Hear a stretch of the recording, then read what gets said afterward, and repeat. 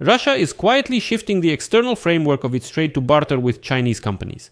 Now, Russians are trading with the Chinese specifically through barter settlements. Not with money, but goods exchanged for goods. This isn't a rare 1990s phenomenon, it's a reaction to American secondary sanctions threatening banks and insurers that allow the Kremlin global transactions. Why is this important? Right now, the White House is coordinating with the Europeans on a new level of pressure against the export of oil and petroleum products from the Russian Federation. Meanwhile, Beijing is also tightening compliance controls at state-owned banks. Some still work with Russians, while others are forced to refuse. The result is barter deals, goods for goods, oil for equipment, coal for electronics, and so on. This is the new physiology of Moscow's wartime economy, and it directly affects Ukraine. Longer, costlier chains leave the Kremlin with less cash for missiles and drones. In this episode, we'll figure out why Moscow is forced to switch to barter trade, paying not with money anymore, but, for example, with grain for equipment. Why is this a return to the 90s in the worst possible way, and what does it mean for the Russian economy? My name is Pechiy, and before we begin, I want to remind you that this YouTube channel releases several news and analytical segments about events around the world every day. So that you stay up to date with absolutely all the news, I recommend subscribing to this YouTube channel, and I ask you to like this video. So now let's break it down. Chinese state banks don't want to fall under American sanctions. Right now, they're cutting direct payments to Russian clients, delaying letters of credit, and demanding certificates of origin that Potok simply can't physically provide. Companies are moving to what's called the second tier. These are regional banks, so-called non-bank payment platforms. The transaction limits there are small, the fees are of course higher, and money can get stuck for weeks. Basically, if you draw an analogy, these are like those little offices that give out quick loans at huge interest rates. So here too, there are regional banks and non-bank payment platforms where it's much harder to process these payments, but they're willing to pay for the risk. And so, in order not to depend on this bottleneck, a new scheme appears. The Russian side gives China raw materials, oil, coal, and those rare earth metals. And all of this is given as payment. In exchange for future deliveries of machinery, bearings, electronics, auto parts, consumer electronics, and so on. The Chinese side covers the equipment through its own export credit, and the payment is settled with goods. They hardly deal with cash, as they say. On paper, it's just a mutual offset. In reality, it's a long-term loan for raw materials at a discount.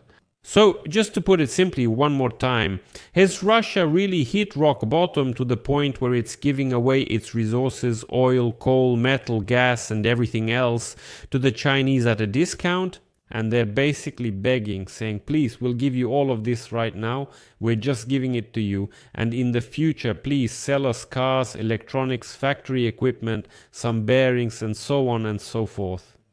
What does this give the Kremlin in practice? First, it lets them bypass the dollar, which Americans consider sacred. Second, it reduces the trace of yuan payments. That is, the fewer interbank payments there are, the less reason there is to target a specific account. Thirdly, it gives them the ability to keep the flow of steel for the defense industry. These are machines, CNCs, and drone electronics, without making the Chinese giants from the too big to risk list nervous. But the price here is obvious. The discounts on raw materials are higher, logistics take longer, insurance is more expensive, and most importantly, turnover turns into a kind of barter pie where there's no real cash. Now, the economics of the deal. When you pay not with money but with oil, you automatically play by someone else's accounting rules. The discount to the Urals oil grade is increasing. Ships are waiting in line for transfers in the dark bays, the shadow bays. Insurance is only available from some little-known Asian companies with, questionable policies. This means another price deduction, all done as unofficially as possible. On the equipment side, on the contrary, there's a risk premium and an extra charge for the grey route through, once again, third countries. In total, you get what's called the so-called scissors effect. You get paid less for your raw materials and you pay more for the equipment you receive in return. And this is the tax on bypassing sanctions built into this barter.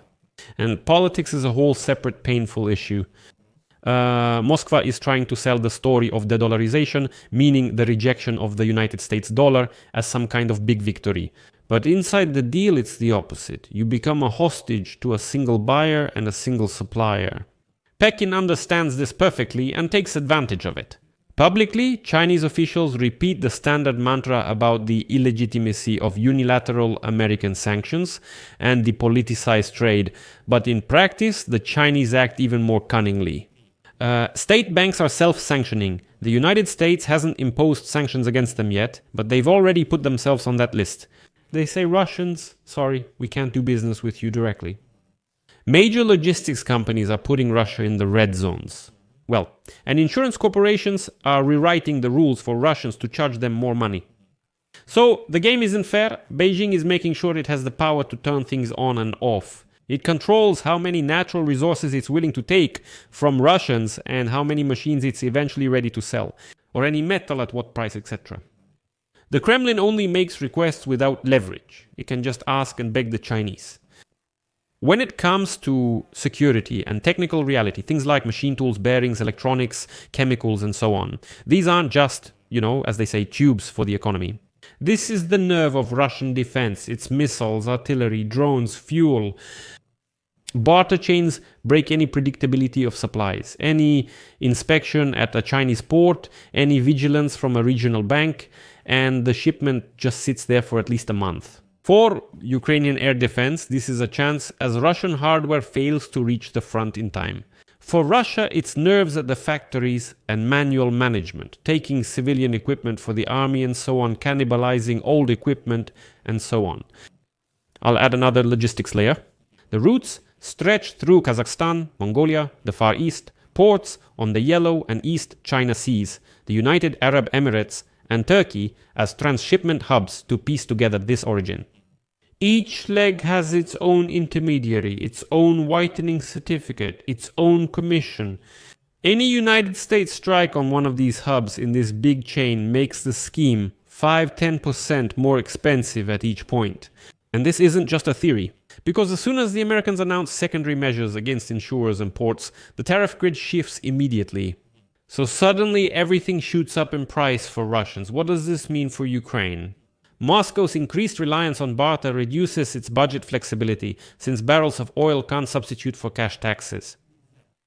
Salaries, social payments, and the purchase of imported components all require money, not goods. The Chinese are willing to buy these goods for next to nothing. These budget gaps keep growing, increasing the temptation to print more rubles.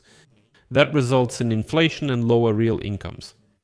At the same time, it hits the military's pocket because the net cash from oil exports is thinner, the shadow fleet is more expensive, and the risks accordingly are higher. If the United States and the European Union pressure Chinese traders and bankers not with abstract slogans but with concrete fines for these barter schemes, then the Kremlin will be forced to offer even bigger discounts on its raw materials to keep the flow of iron from China. For the European Union and the United States, the conclusion is pretty simple. Barter is a vulnerability, not a strength. If Washington and Brussels strike simultaneously at 3 points, maritime insurance for the shadow fleet, transshipment ports in third countries, and Chinese regional banks, then this natural barter exchange will become too expensive. And then any shipment of machine tools, electronics, or cars from China to Russia becomes as valuable as gold. Any delay is a test of timing on the front line.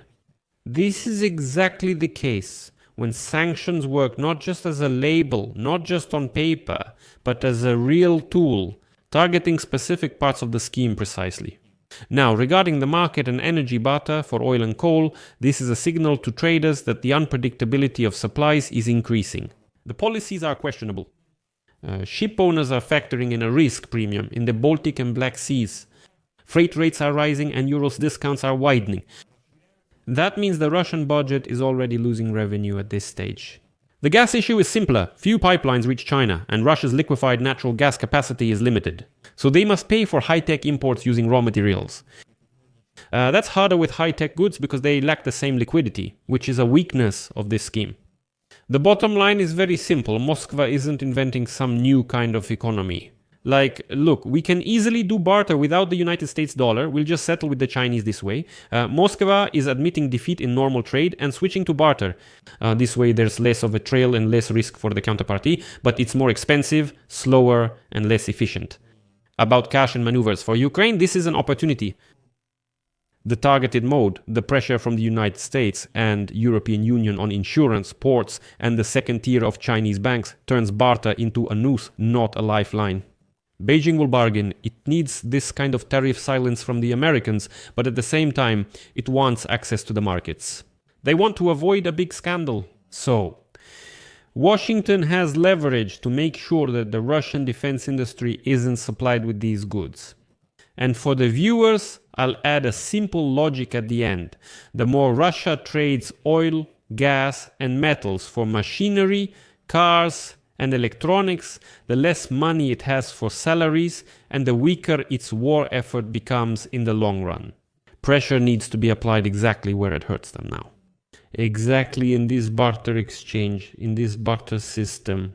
And this is a very good indicator that Russia's economy is in a very poor state. Although right now they're trying to artificially support it and present it with a sort of decorated facade as if everything is actually fine. But I'll leave it at that. Share your opinions and conclusions in the comments under this episode. Subscribe to the channel, hit the bell, and don't forget to like. That's all for now. Take care of yourselves. Goodbye, everyone.